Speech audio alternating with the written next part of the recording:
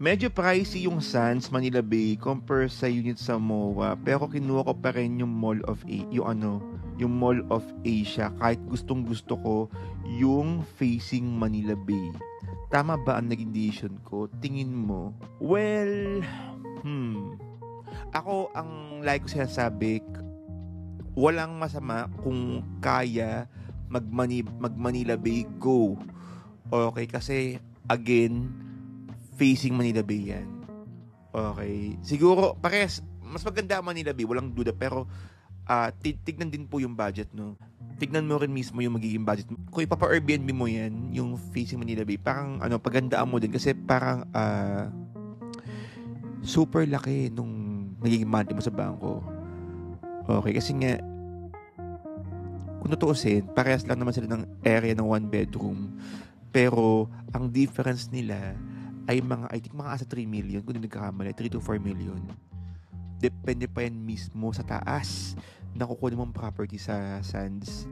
O, ako lagi ko sinasabi sa mga kliyente ko na kung kaya po mag-Manila Bay, go. Pero kung hindi kaya, nag-aalangan ka, mag-facing Mall of Asia ka na lang.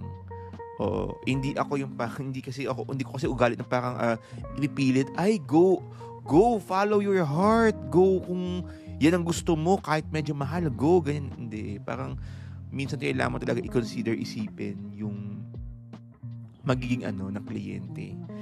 Oo, pero ako kung ako man siguro, meron akong may budget ako to get a unit sa Sands mismo. Ako pipili ko siguro yung facing Mall of Asia.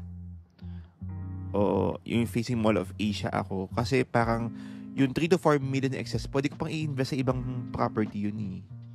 'Di ba? Kasi tsaka ang facing Mall of Asia, rin yan, meron ding view ng Manila Bay dyan.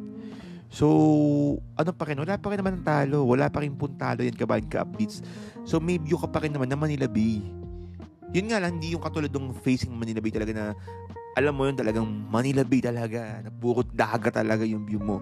Oo, hindi ganun. Pero, well, at still, okay pa rin na parang for the 8 million na meron kang 1 BR sa Sands facing MOA and may kita ka pa Manila Bay, parang sa akin medyo okay na yun. So tama lang naman yan, no, Ma'am Jessa, tama lang po yung ginawa natin, yung pagpili ng MOA, no? Kasi mas practical, 'di ba? Mas practical. Okay. But hindi ko sinasabing